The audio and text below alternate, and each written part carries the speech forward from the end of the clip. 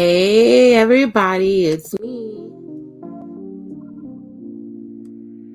P the Sepia Scholar, and I'm here to drop you a review of BELAIR, the new series on Peacock, the reimagining of the Fresh Prince of Bel-Air, with a whole lot of swag, a whole lot of melanin, and a whole lot of beautiful people.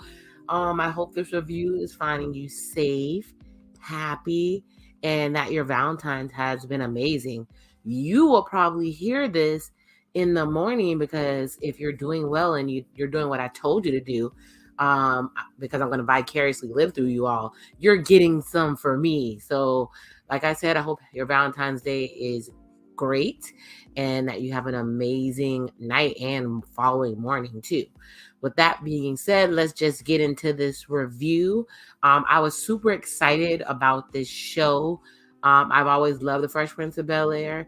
I love how they took a super serious premise and turned it into a comedy, and it was amazing to see a Black family that was on the other side of the tracks. Yeah, we had the Cosby Show, love it, love it, love it, love it. But they were on the East Coast, and these folks are in LA. So there was lots of cool characters to get into. We had Hillary, Ashley, Uncle Phil, my favorite person on the planet, Aunt Viv, and all her chocolatey goodness, the original Aunt Viv. And Ashley, was around our age range. So we lived very vicariously through her, meeting Tevin Campbell and all those good memories that they had on there. But this show is different. It is on Peacock. It comes on at night, just like Fresh Prince does, but it has a whole lot of cussing and a whole lot of hip hop, and I was here for it. This episode, season 1, episode 1, is called Dreams and Nightmares. And first thing I noticed was the intro goes super hard, playing No Role Models, and the prince is sitting at his throne, and it looks like an awesome album cover. So I was already in. If you know me, you know I love music. I was already in. We open up with mom making breakfast. She looks exactly like the original mom, even has a short haircut that she had in the later season. So they did an amazing casting with that. It's in a Philly neighborhood, and yes, I've been to Philly, and they did that amazingly well. They had the old lady screaming on the porch. They had the homeboys. They had the row houses, and I love that they played a Freeway song. Even though what we do is wrong, in the back, it goes so hard. I was loving it. And then they show him balling in a game, scoring the winning shot. And when they're in the locker room, who comes out being the coach? It was Freeway. Him and his beard came and took over the scene. So I really, really loved it. They insinuate that he's getting ready to go to a D1 school in Virginia. Y'all, I have no idea what D1 is. Only reason I have a hint of what D1 is because my son plays a sport, and he says he's not gonna talk to these girls till he goes D1. So I'm sure it's an amazing thing. So he's gonna go Division 1 D1 in Virginia. They're basically showing, after he come from the game, they're playing one of my favorite Meek Mill songs, and they have people in the neighborhood doing bike tricks, and I really felt the culture in these scenes. He tells his mom that he wants to play in Philly because he loves his hood. You see the girls in the neighborhood giving him love. They're talking to the mom, and they're alluding to the plot line that she's a single mom working the late shift. He's hanging out, eating cheesesteaks. And like I said, this show has lots of curse words, but it's not gratuitous where it doesn't make sense. It actually fits the whole motif of the show. And yes, they're dropping M-bombs. I ain't gonna lie, I say the word too. But I have different feelings about other people saying it. And that's gonna come up at the end of the show, right? Yes, spoiler alert, right? As they're all chilling, it's all Phillied out, and the neighborhood hater Darnell walks up and calls him college boy and fronts him and saying that he would be the talk of the town if he didn't go to juvie. And Will tries to, talk trash back. The dude had a piece, and he was like, I bet you can't take me in a game, right? And as he walks out off, his homeboy has a piece too. And I love the fact that they're saying John all throughout the whole episode. It definitely made me feel like I was in Philly. Maybe I'll tell a story about what happened when I was in Philly and went to a crazy basketball game in the hood myself. So he actually goes back because he's been fronted in front of the whole neighborhood and he didn't want to look like a punk. So he goes back to the neighborhood at night to go play this dude who was already a hater. And they want to play for either 2,000. The neighborhood heavy, who kind of reminds me of Birdie on Above the Rim, like basically the neighborhood dope boy, the main one, says, okay, we're gonna play the game or whatever.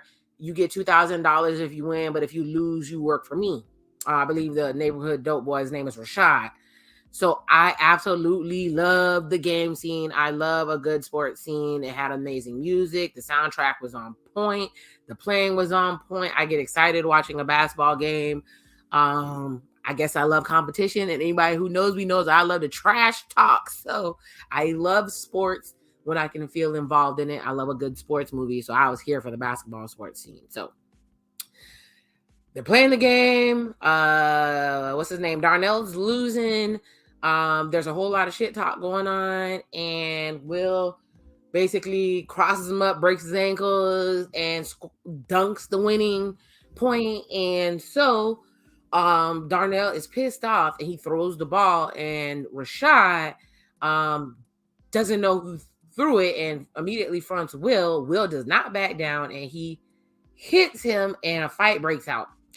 So once a fight breaks out, it's every man for himself, and they go to stomping his best friend Trey, the homeboy that was in the beginning, and he ends up having to shoot up in the air to clear everybody out. And everybody runs except for the major bad guy, Rashad, and he says, "Use it or I'll smoke you." And the police pull up, and everybody scatters. So Will is arrested, manhandled, and they find the gun that he just shot. So, oh Lord. Foolishness. Now he's sitting here, sitting in jail, crying and freezing, and he has his enemy Rashad staring him down. And he's like, "Tears ain't gonna save you," So he want that ass. And he's sitting there. He spent the night in jail, and early in the morning he gets out. So of course, if you don't sit there and rot in jail like the rest of their ass, they're gonna think you're a snitch. And it made me think of Cooley High. Black movie classic. If you want me to do a review of that, I will most definitely do that for you guys because it's one of my favorite movies and the backstory for it is amazing. Mom picks him up and he's telling her, because he feels bad, she was just telling him how proud she is of him, and he felt so sad that he got in trouble, and he was like, "The gun wasn't mine." He says he's sorry, and she immediately takes him to the airport to go to LA in BELAIR.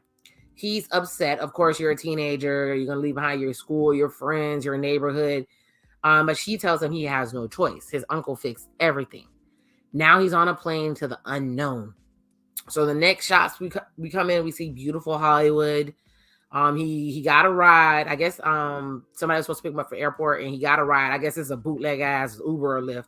And then you see this cool dude with lines in his hair and circle dark shades driving, and he can tell Will is from West Philly.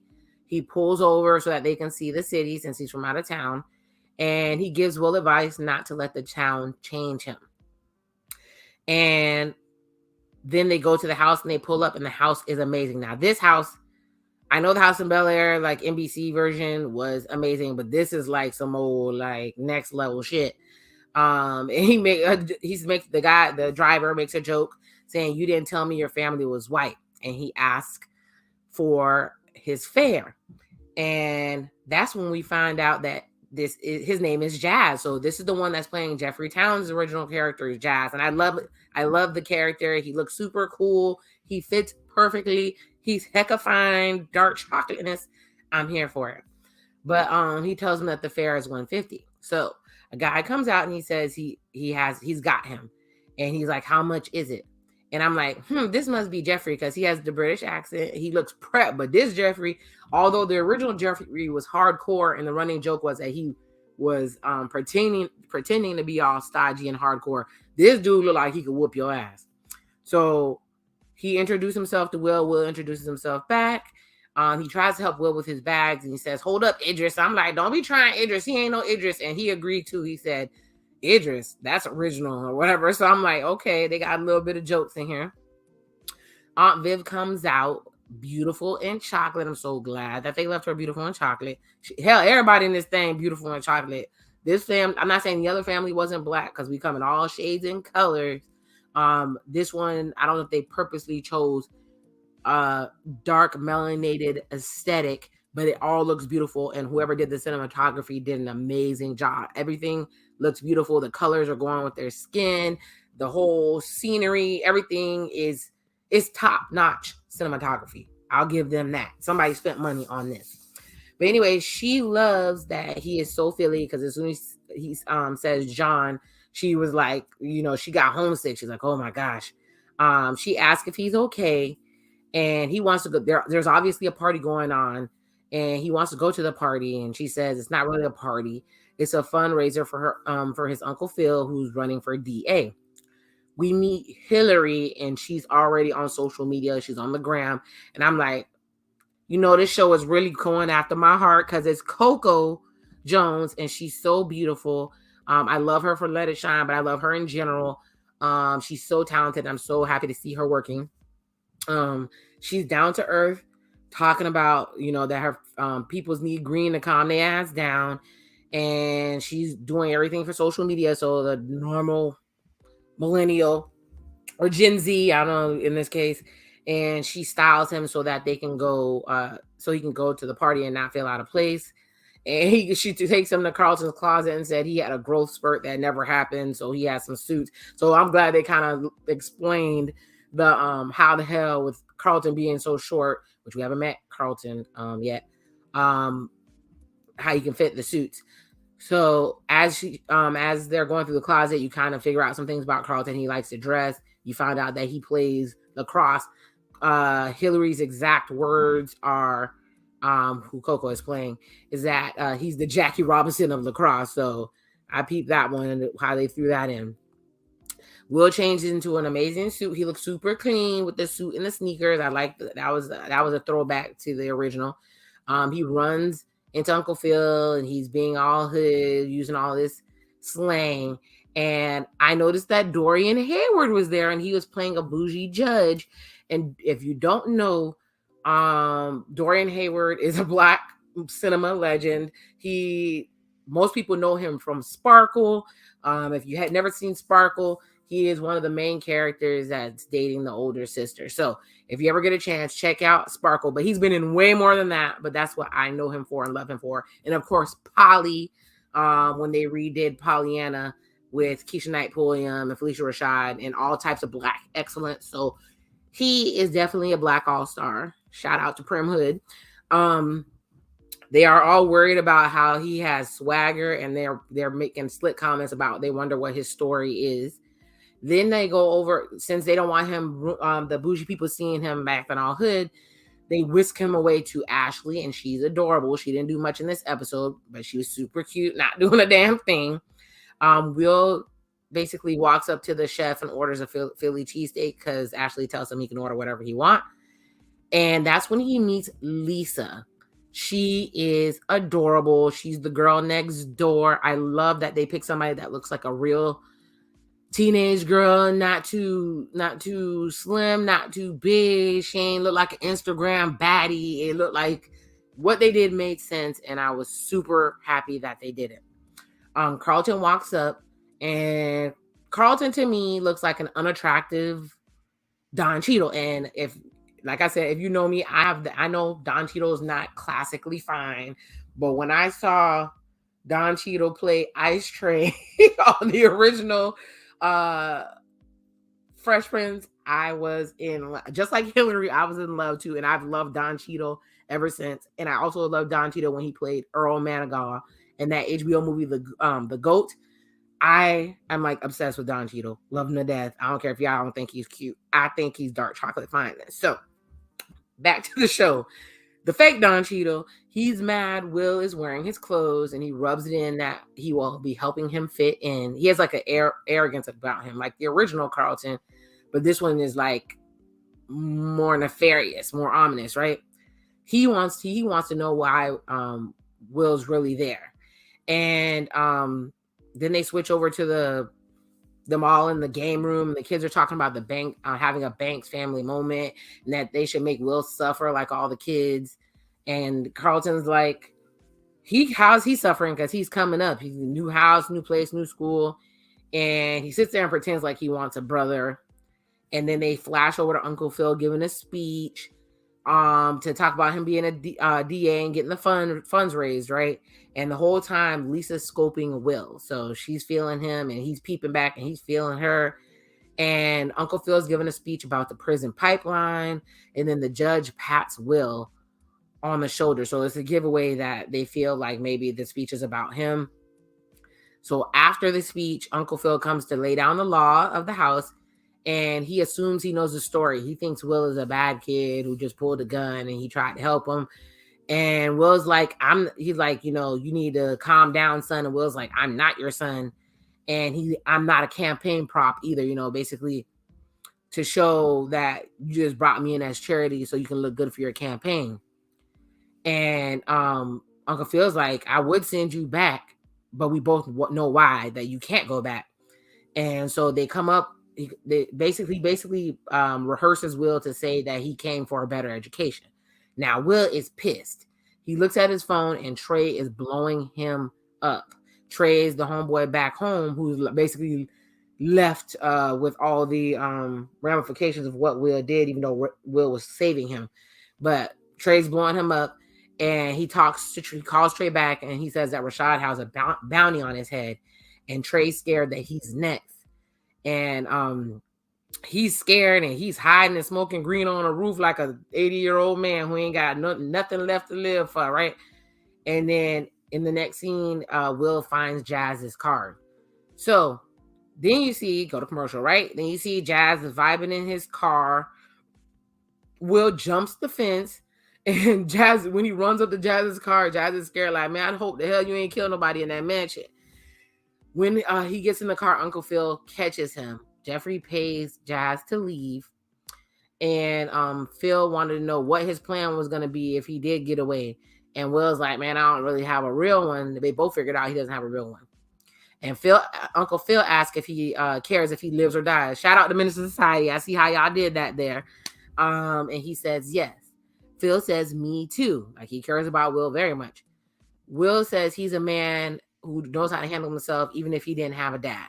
And Phil says he's a real man doesn't throw away a second chance, and that he needs to give this setup a chance and to create a new future.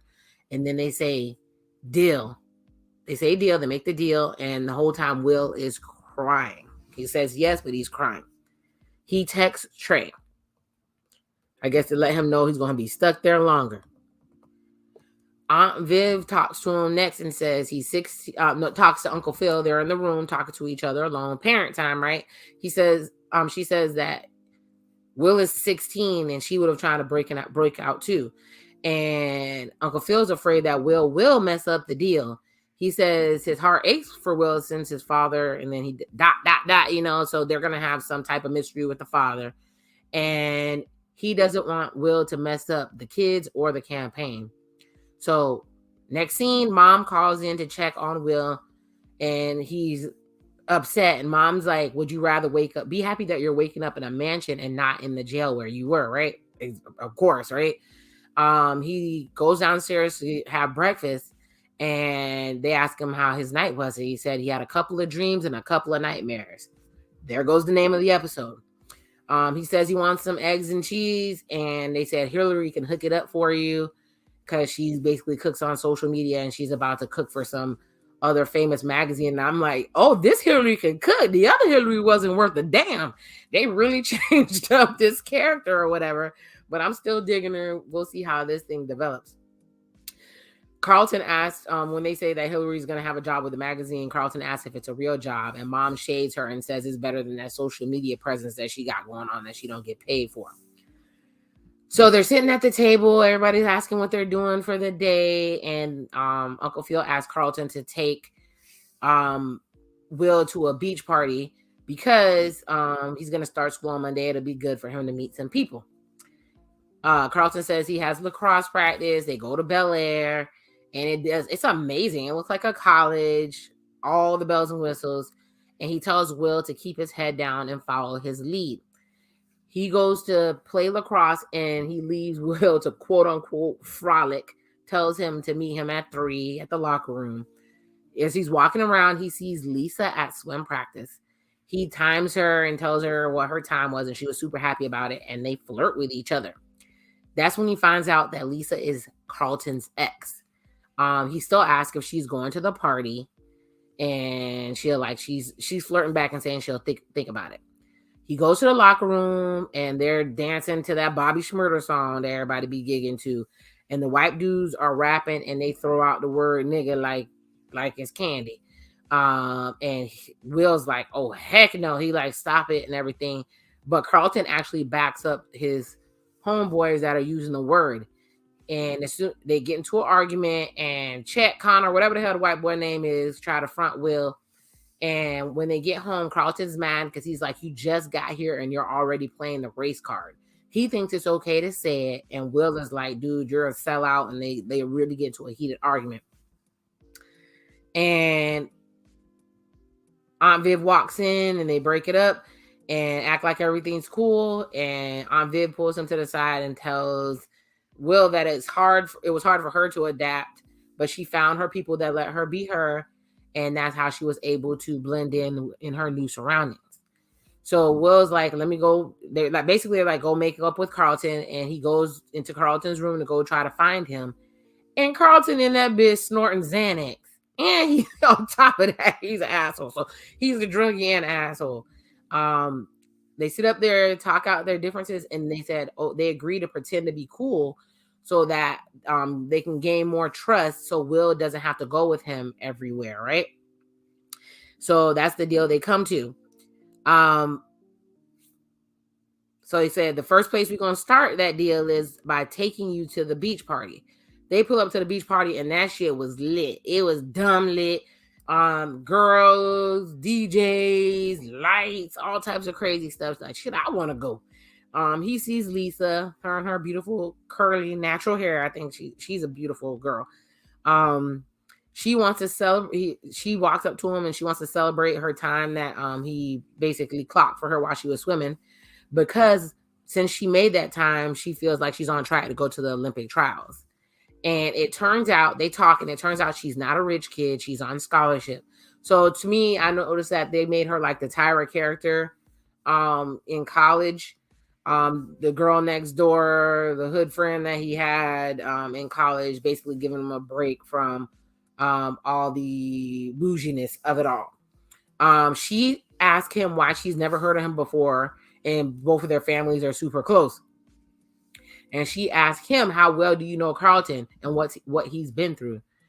Meanwhile, you go to the other scene, and Carlton's over there snorting powder, and his friend is rubbing it in about Lisa, asking about Lisa, saying, stop playing it cool. Stop this cool game you're playing about that you're going to act like nothing's wrong and you're waiting for her to come back. It's not working. She's moving on.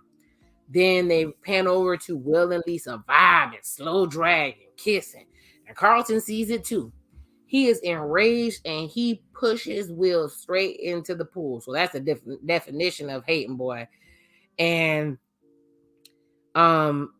he says, he runs up on Lisa and says, you're flirting to make me jealous.